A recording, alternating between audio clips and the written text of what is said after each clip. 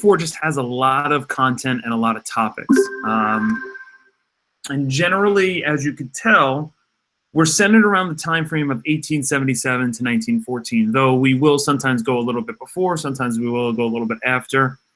And this is a very interesting time in the United States because we're going through a lot of different changes in America. Is there a DBQ for the midterm? No, but there's a thematic essay which you haven't learned how to do yet because it's a much easier version of the DBQ, or a much shorter version of the DBQ essay. So we will go over that. It won't be challenging. If you could do a good DBQ, you do a very good thematic essay. It's not, you know, they're usually not mutually exclusive.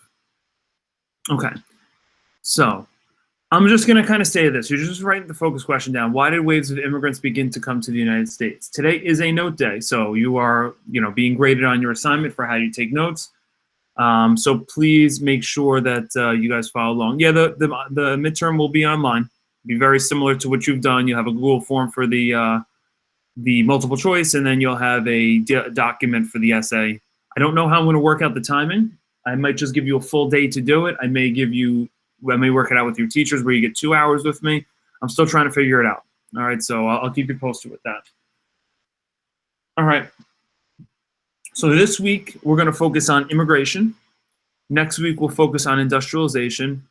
Then we'll break for the midterm. Then we'll spend a week on imperialism. Excuse me. Then we'll spend a week and a half on the progressive era, and then we'll finish with imperialism. It's a long unit, okay? And a lot of different things are going on at the United States between 1877 to 1914.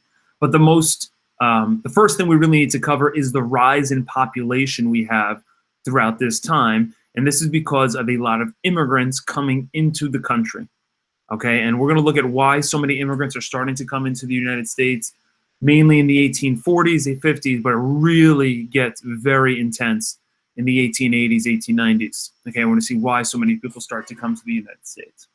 All right. So the next 10 minutes of the lesson is more just an overview of immigration, and you'll see what I mean. We're just going to go over some general terms of immigration. This next slide you do not need to copy down, but obviously, please focus with me. Okay, so I know it's in red. I know you're supposed to copy what's in red, but you do not have to copy this particular definition down because we just need to get a better sense of some of the different terms because especially even in this year, some of these terms get a little confusing. All right, so when someone immigrates or someone is in immigration, they are relocating to a new country permanently to live in. You know, so when I traveled to another country, you know, years ago, and I came home to the United States, I'm not, you know, immigrating, I'm just visiting or I'm vacationing. Okay, an immigrant is someone who's relocating to a new country to permanently live in. Now, unless you were a Native American, okay, which not too many people are, okay, your ancestors or your family has come to the United States at some point in time. All right, most families have come as immigrants. There are some rare examples, okay, where a Native American was obviously born here and their ancestors could be traced back to that. But to be 100% an immigrant is very rare. We also had the complicated situation of slavery. Obviously, being brought and forced to the country is different than immigrating to a country. I wouldn't consider a slave an immigrant, and I don't think many people do either.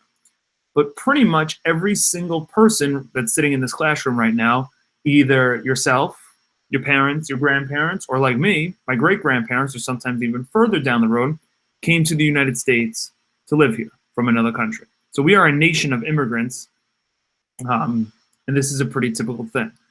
Now, pretty much all of the immigrants that came to the country throughout the period of 1877 to 1914 are what's known as legal immigrants. Basically, they get a country's approval to live in.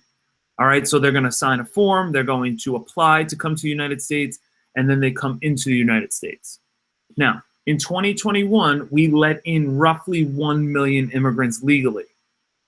But we have more than 1 million immigrants that end up coming, and we'll get into this next term here. No, don't have to copy this. Just chill out and listen, okay?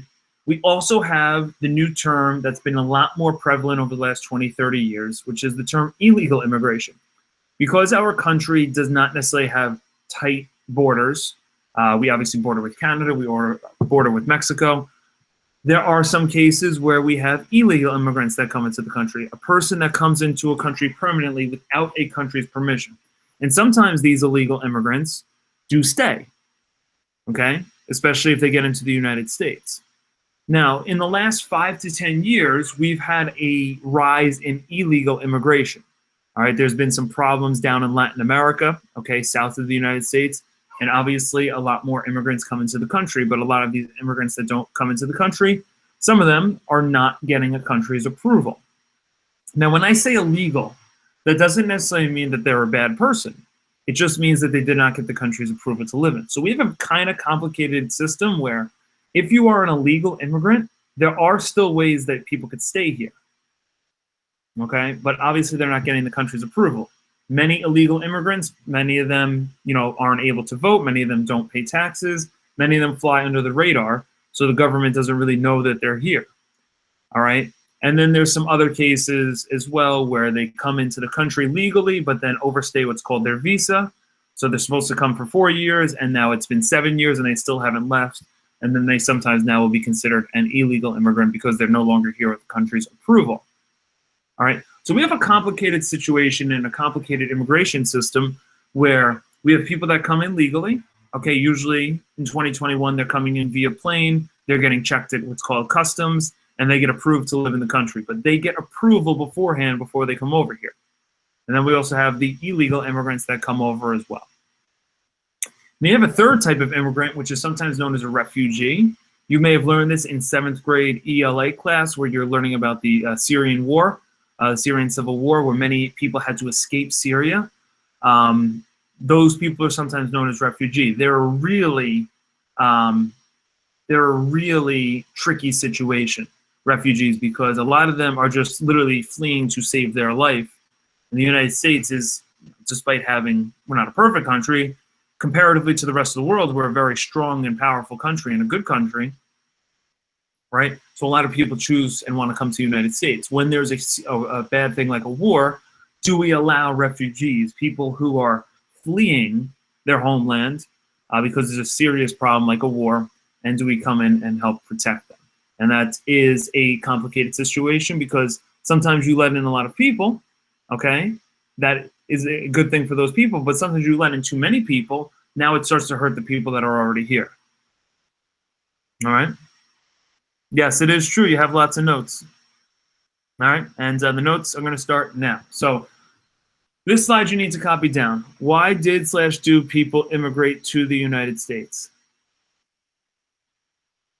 All right? This is a thing that could be following an immigrant that came in 1745, in 1895, or 2021. No matter when people immigrate to the United States, 99% of the time it's from one of these 3 reasons. So we'll go over these. All right, lots of notes today, yeah. I mean, it won't be anything too crazy, but our whole focus is notes today because we're getting a little bit of an introduction to Unit 4, and I have to front load some of the material for you guys. All right, so I'm going to give you 30 seconds to copy down. I'll be quiet for a little bit, and we'll go over these piece by piece.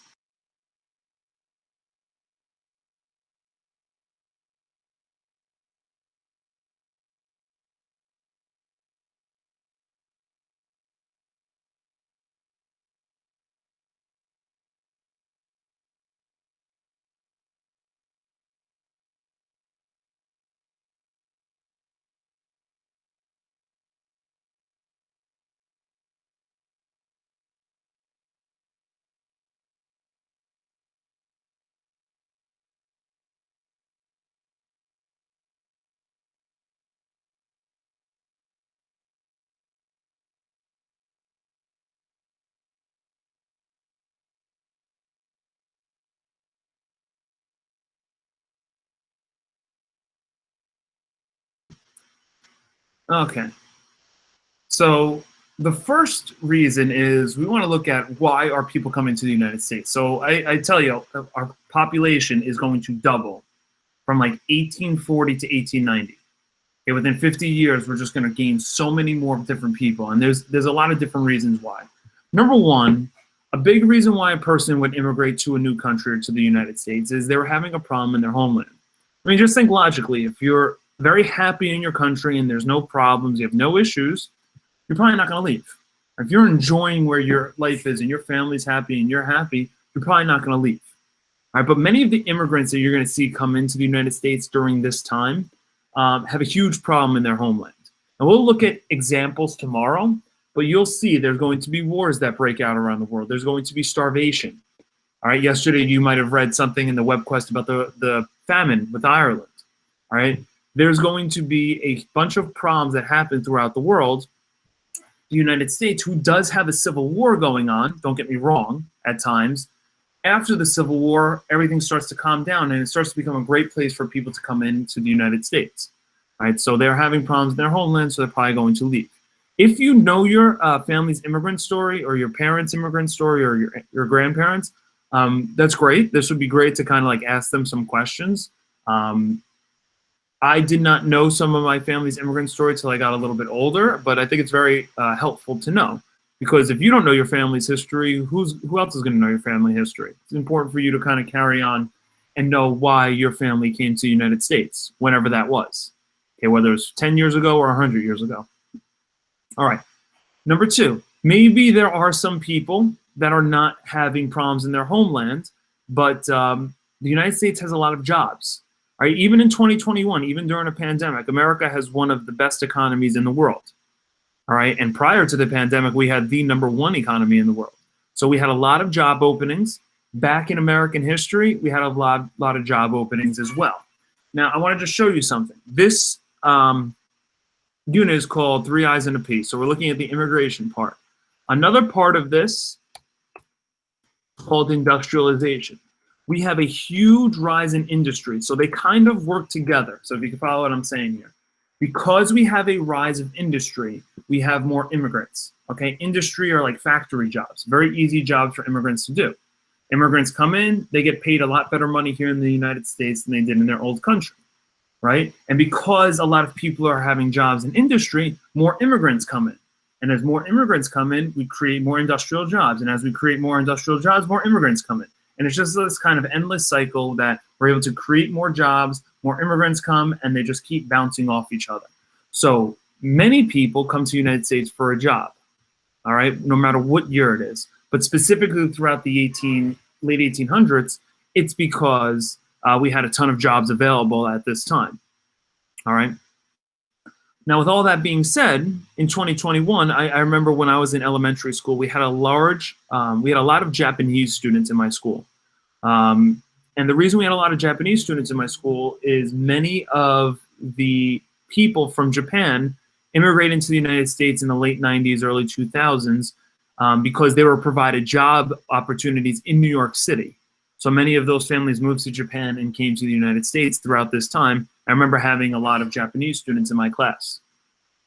All right, 90% of the time when a person immigrates to the United States, it's one of these two reasons. So if you ask your family, or sometimes a combination of the two, when you learn about my family's immigrant story a little bit more throughout the week, you'll notice that it was kind of they were having a problem in their homeland of Italy, but then it was also they had a better chance to get a job in the United States and they thought they could have a better life. So it's usually one of these two reasons. So if you ask your family, maybe someone will say, no, there was no problem back in our home country. We just wanted a new job. We needed a new job, and America had a lot of jobs. That's a very typical thing you'll hear. Some of them will say, I know we have a lot of Yemeni students in the school. I know Yemen's gone through some very tough times throughout the last 10, 15 years. A lot of Yemeni students may have come here from Yemen because of problems in their own homeland. Right? Not always, but sometimes. All right? Number 3, the United States was considered the land of opportunity, and many immigrants believe that they can make a better life for themselves, for their families in America. Yes, Rena, of course. Albanian students, of course.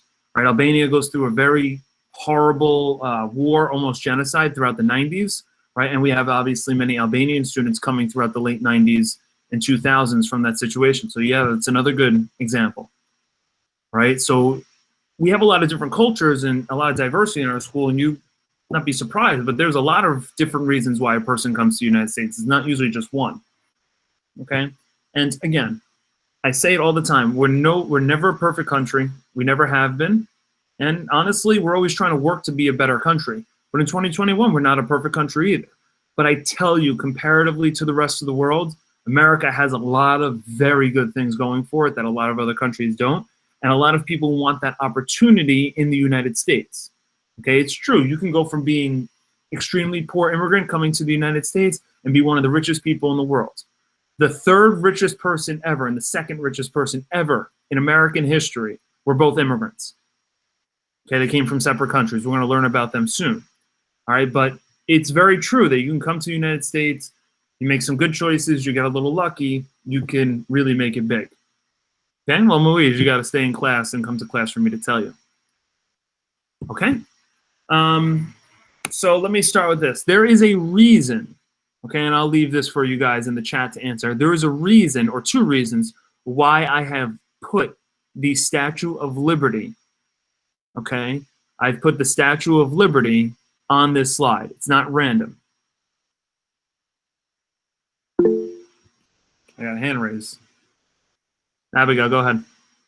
I don't remember exactly who it's from, but didn't we get it like as a gift from someone? And also, like when you come in, it's more of like a tourist attraction as well, and that's like what people see. Okay, yep, a couple of things are correct. So yes, we did get it from France. We'll learn all about that. And then let's see. Maheen said it's the first thing immigrants see. Yes, if you are coming from Europe, okay, if you're coming from Italy, Ireland, Britain, Germany, if you're coming in through Europe and you're sailing via boat, the first thing you're going to pass is the Statue of Liberty. Okay, if you've ever seen the movie Titanic, okay, it's a long movie, but towards the end when the Titanic sinks, spoiler alert, it's real history, it does sink, and the people that survive go on to the next boat, the Carpathia, it comes in to Ellis Island, which passes through the Statue of Liberty. So if you remember the famous scene where Rose is feeling in her pocket, she realizes she has the diamond, right? And she's looking up, she's looking at the Statue of Liberty when she sees it. This is the first thing immigrants see when they come into the United States, okay? So yes, Anicia, you guys are all correct. And then it's also, Justin is also correct. That's the second reason. This is the statue, a symbol of freedom. So immigrants know the Statue of Liberty is the symbol of liberty and freedom. Many immigrants know that if they come into the United States, there is a good chance, okay, that they're going to be freer than they were in their last country. So this is a nice symbol from us, okay? Yeah, Milagros, I didn't see it till I was like an adult either, which was kind of crazy because we live so close to it, but yeah. So the Statue of Liberty is seen as a welcome. And I'm going to show you a Regents question here that doesn't come up often, but there's a very famous quote on it from Emma Lazarus. Emma Lazarus. She was she wrote this poem, and we'll learn more about this poem when we get to the review video for this. But I wanted to show you a Regents question to show you how it kind of goes off. So the very famous quote is this: you know, give me your tired people, your poor people, your huddled masses yearning to breathe free, the wretched refuse of your teeming shore. Send these, the homeless, tempest tossed to me. I lift my lamp beside the golden door. So I'm going to give you what the answer is, but you can probably figure it out. The Statue of Liberty is supposed to be a welcoming of immigrants. It doesn't matter if you're homeless. It doesn't matter if you're tired, if you're poor. It doesn't matter.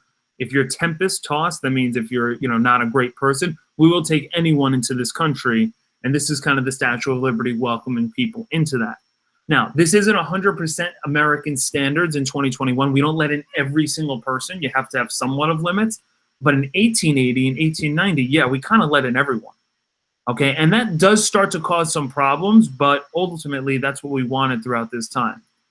So an American who holds the ideals expressed by the poem, who would most likely favor, obviously the answer is going to be 4, maintaining a policy of open immigration. When we go through all of immigration, I think this question will be very easy for you, but this is the quote that is on Emma Lazarus, that is on the Statue of Liberty, if you've ever seen it. All right, welcoming immigrants into the country. Okay, so now let's look at where most immigrants were coming from. All right, so you definitely need to copy this down. Let's look where the waves of immigrants come in. This isn't usually a big Regents question, but I have seen it. And I actually saw one like 4 years ago, and I was not happy.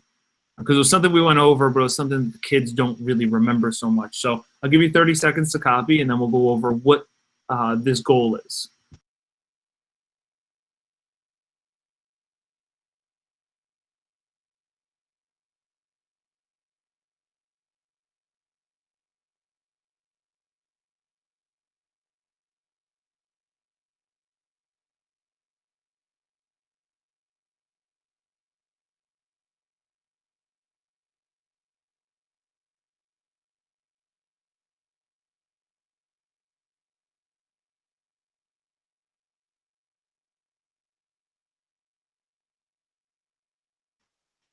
Okay, so why I don't love going over this is more of a geography thing than like an immigration thing. So you have to kind of know the geography of Europe a little bit. This is Europe, okay, in the middle here. Now, where you see like the red writing is where the United States is located. So many people obviously take the Atlantic Ocean and sail over to the United States.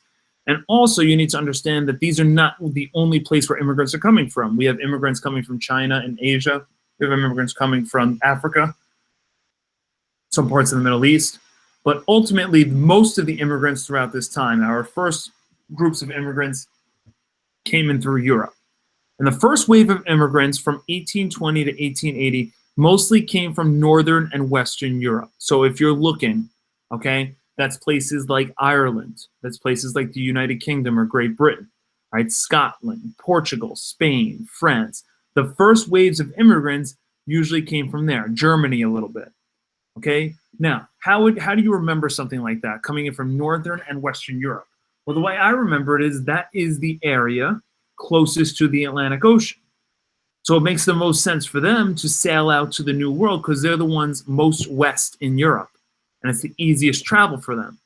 It's harder to come over to the United States from Poland or the Czech Republic or Ukraine because you have to travel all throughout Europe to get there. But if you're traveling from Ireland or France, you just hop on a boat and come over. It's a lot easier. All right, so the first wave of immigrants that come in from 1820 to 1880 come in via boat. Okay, and they travel into Ellis Island. There's no Statue of Liberty yet, but it does get created shortly, and they're the first immigrants that come into the country. And many of those immigrants generally look like a quote-unquote typical American of the time. They were white-skinned, they were light-skinned rather. Most of them look like a prototypical American. Okay, when I say prototypical American, I'm really just talking about looking like someone from Great Britain. All right, a lot of them looked very similar at the time. The second wave, so Abigail, the Balkans, those are like the countries like Bulgaria, let's see, Greece, Macedonia, like over here, Bosnia. The Balkan, because it's this area here is known as the Balkan Peninsula. I don't know if you can follow my mouse, but like where you see Greece, Bulgaria, and places like that, that's a part of the Balkan Peninsula, so it's called the Balkans. All right, and not relevant to this, but will become relevant soon. All right. The second wave of immigrants from 1880 to 1890 mostly came from Southern and Eastern Europe. And these people started to look a little bit different. If you came from Italy, yes, Reina, correct. If you came from Italy, people that came from Greece, all right, people that came from Ukraine, all right, they were mostly coming from the 1880s, early 1900s, because they start to have some of their own problems. But the first group's coming from the northwestern area. The second group comes in from the southeastern area. And I like to think of it as like the northwestern area was closest to the United States, and it worked out well for them. So then more of Europe started to come. Okay, Josh. Yeah, well, start to, see, over time, just start to ask questions and see if you can figure out some more stuff. Okay? So we don't have to do that. But, like, this is why I can't stand the question. This is the question we saw 4 years ago. I hated the question because it's easy to do right now, but during a Regents exam in June, where you may get a little confused with the years, it's a little tough. All right, but what is the correct answer from this? The majority of immigrants who arrived in the United States between 1820 and 1870 came from what? All right, the answer is 3.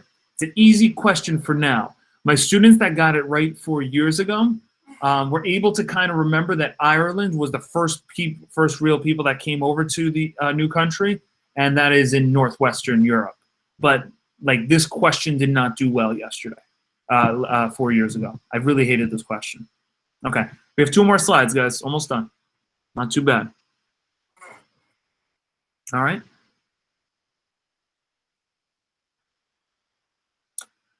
All right, so I'll give you a minute to copy it down. No, they're not that bad, but it's the only thing we're doing today, and I have to take my time going through them. So how do many immigrants act when they come to the United States? Let's talk about a couple of things, and then we'll move on.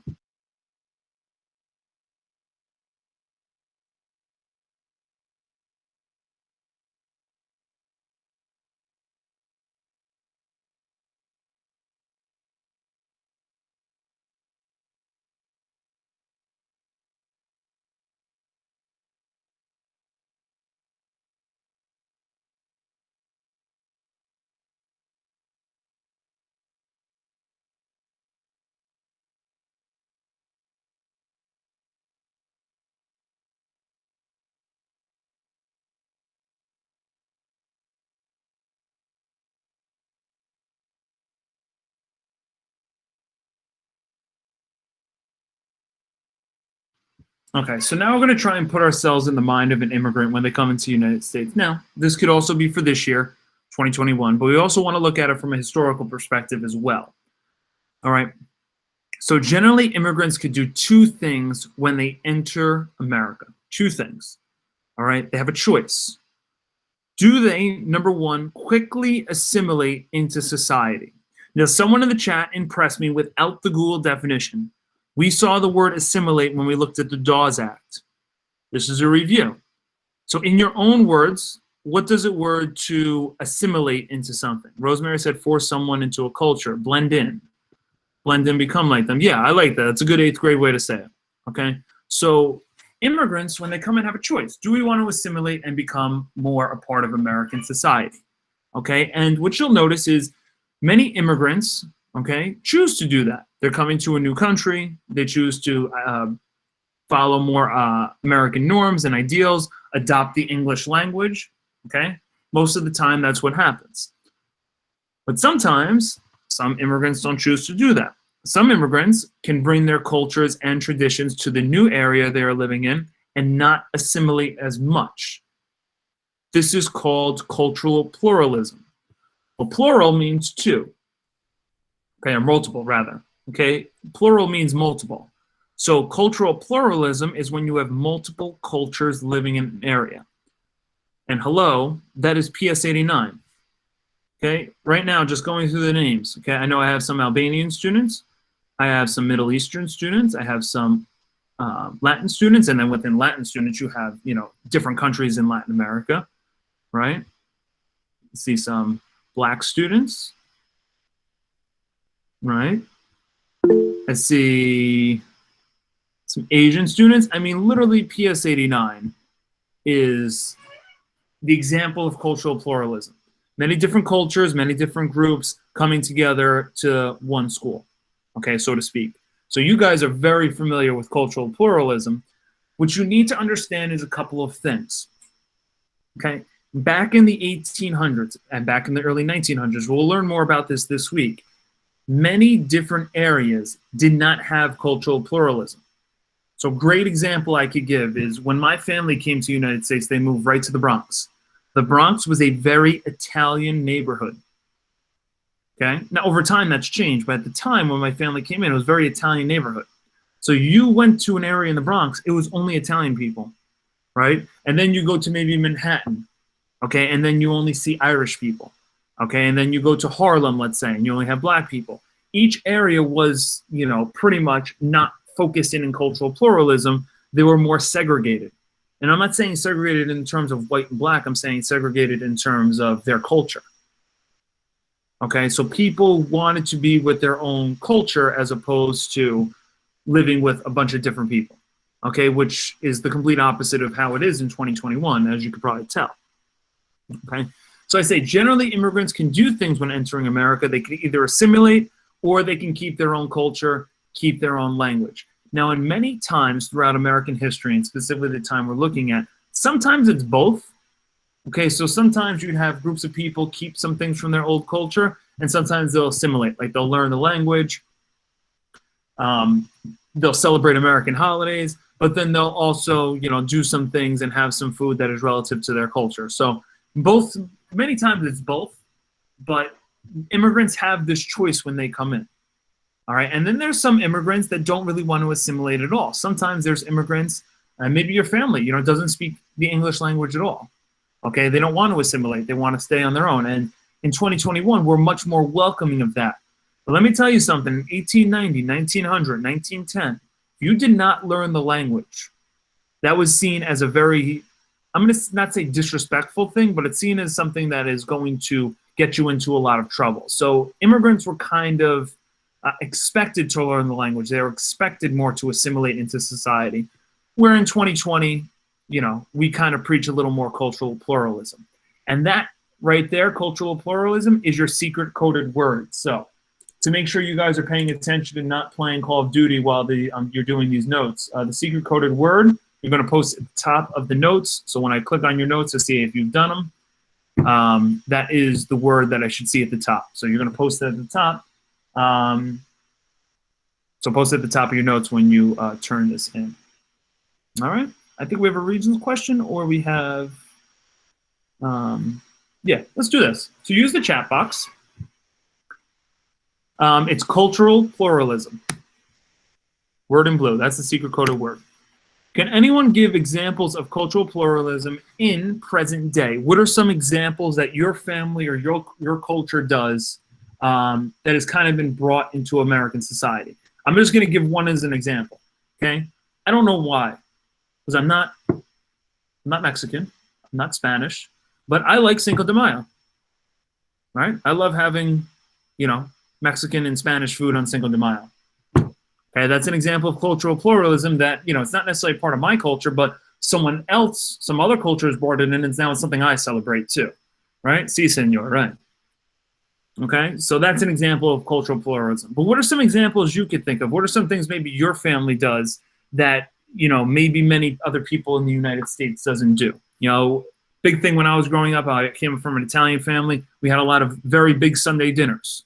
And then Mondays sucked because I couldn't move because I ate so much the day before. Right? But what are some examples your culture does that maybe has been brought into America, because you guys are all living in America? Thanksgiving could be one if you were from another country. If you celebrated Thanksgiving and you lived in, let's say, Germany, that would be one. But no, it's an American holiday, so I wouldn't say that's cultural pluralism. All right, so what are some examples? When we're such a diverse group of people. Around my okay, excellent, Mohammed. Okay, exactly. Yeah, a lot of Muslims in the school fast, especially I think May, right? Whenever Ramadan, whenever the dates fall, like that's a big one. I remember many of the students, you know, like they don't eat, you know, all day, and I can see it on their face. They get tired throughout the day, right? That's a good example. What other examples? So, Gentiana, if you're celebrating Albanian Independence Day with your family in America, that is cultural pluralism. Yes, absolutely. Okay. Los Reyes Magos. Boxing Day. Okay. Great Neve. Biggest thing, I tell you, biggest example of cultural pluralism, you don't even realize it, is food. Think about all the different types of food. I'm just going to go through the week of what I had for food last week. Okay. On Monday, I had Chinese food. This is last week. Tuesday, I had tacos. Taco Tuesday, of course, right? Have to have tacos on Tuesday, right? Wednesday, I had pizza. Right there's 3 different cultures of food. I had Chinese, I had Mexican food, Spanish food, and then I had, obviously, pizza, which is more Italian food. Okay, so we have a lot of different cultures in our day, throughout our day, and understand these things were brought in from other cultures through this time throughout immigration. Okay, you have Eid. Okay, you guys have a lot of, right? You have a lot of Trinidad and Tobago Republic Day, yeah, right? We don't have so many Trinidad students in here. That's really great. Okay, yeah, all right, that's great. Right.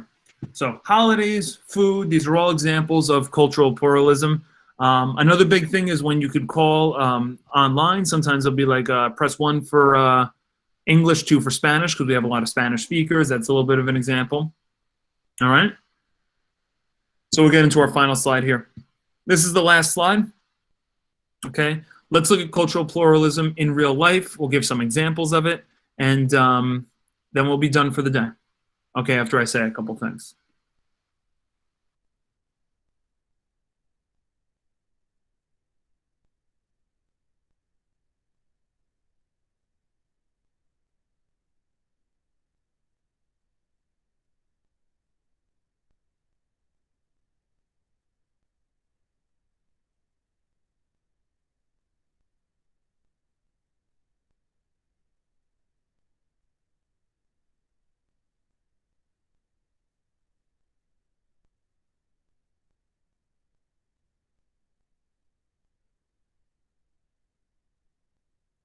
My last slide, which you're copying in red. Let's look at cultural pluralism in real life. So the biggest example that I can give, okay, as a whole, is many cities in the United States have areas referred to them as, like, let's say Little Italy or Chinatown, where people from those countries keep their cultural traditions. So if you go into, let's say, Manhattan, you know, pre-pandemic or post-pandemic. You go into Chinatown and you look around, you will almost have the sense you're not living in the United States anymore. You actually feel like you're living in the country of China because, you know, everything's in Chinese. A lot of the area looks like more out of China than it is out of the United States. Okay, this is a perfect example of cultural pluralism. Same thing if you go to Little Italy in Manhattan. Okay, it's very, very Italian looking. The food's all Italian. It looks like you're almost in another country. All right, and sometimes you hear a lot of people speaking Italian in that area. So we have these little areas to kind of help people keep their cultures. And it's also something that the United States has kind of brought on, okay, where people come from those countries and keep their cultural traditions. All right, another good example of pluralism in real life. Native American tribes have separate governments, religions, schools, and communities in which they practice and live out their traditions and histories. So we've looked at Native Americans a lot in the last unit. They have their own governments, they have their own schools at times, and they kind of are, if you go to those communities, you will see a lot of the names, a lot of the people, a lot of the ways they dress don't necessarily look like a prototypical American. They're a lot more traditional Native American. All right, if you see how they kind of act and dress. Another great example is a lot of Muslim women come to the United States. They're still practicing their Islam culture, religion, and a lot of them will still wear hijabs in America, where that is more of something that is usually you'd find in the Middle East or Northern Africa, but many Muslim women come to the United States, still practice their same religion, they wear the hijabs. That is very good example of cultural pluralism. All right, and the last word we want to look at is the United States has been referred to as a melting pot. Okay, so if you look at, if you get a pot of food, okay, and you're making like beef stew, and you throw the celery and the carrots and the onions and the potatoes and the beef, you throw it all into one pot, you mix it together, and you end up tasting the beef stew, and ends up tasting pretty good. Okay, when you mix all of these cultures and things together like you would in a pot of food, okay, when you're cooking something, it all kind of works. Okay, so even though celery and carrots and potatoes, they're all different, they have different backgrounds, they come from different areas, you throw them into one pot, you cook it all up, it's good. Okay, so the United States has often been referred to as a melting pot. PS 89 is certainly a melting pot because we have so many different cultures, so many different types of people, and it works. Okay? Now, throughout American history, we've become more of a melting pot from this time. When you look in the 1890s, when you look at the 1900s, and you look at how the different cultures of people kind of stayed separate from one another, okay, especially where they lived, this took a little time to develop. But to be honest, the places they worked, a lot of immigrants worked with other immigrants from different cultures, worked at different jobs. Okay, they had different, though they lived in different areas, they often worked together. All right, so we've been referred to as a melting pot. The Bronx is a great example of that because many cultures and backgrounds come together. Some of those cultures keep their cultural traditions alive. All right, some of those cultures get brought on into American society. Food's a great example. Okay, you know, looking at how people dress is a great example. All right, and this is something that has been developed over time. Okay, so I think we have a Regents question, and then we're starting to finish up here, so we will start to get out of here. Let me say something with attendance today. All right, the way you get credit for attendance today is if you turn in the assignment. All right, so you need to turn in the assignment to get credit for today's attendance, because I want to make sure that people were here and actually doing the notes, because this was me doing all the work basically. All right, this is it for notes, so you can start to close this up. I do want to finish with a Regents question or two though, and then we'll be out of here. Okay, so here we go. So which statement best expresses the melting pot theory as it relates to American society? No one go anywhere just yet because I want to say one final thing. Good, the answer is 3. Different cultures will blend to form a uniquely American culture. And I love ending this lesson with that statement, a uniquely American culture. What is American culture? Okay, it's a very complicated question. What makes someone an American? What makes someone proud to be an American? I think this is part of it. You know, of course, it's, you know, believing in freedom, it's believing in the Declaration of Independence, it's believing those certain things. But we have developed as a country through the different groups and immigrants coming in. You go to other countries around the world, you go to Sweden, you go to places in Africa, you go to China, you go to Japan. These countries don't have a lot of different cultures. They have Japanese people in Japan, they have Chinese people in China. They're not very diverse, okay, for the most part. The United States is the complete opposite. We have so many different groups, we have so many different cultures, and that has kind of blended into this kind of uniquely American culture. So what makes someone American is a very complicated question.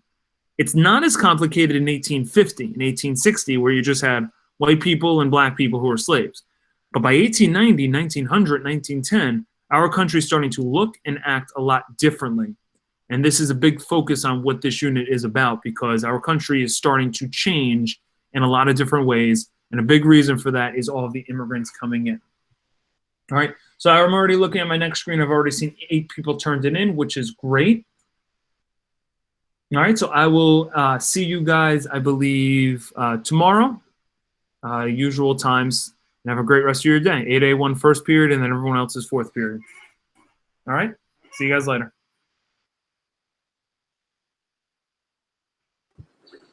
Have a good day. You too.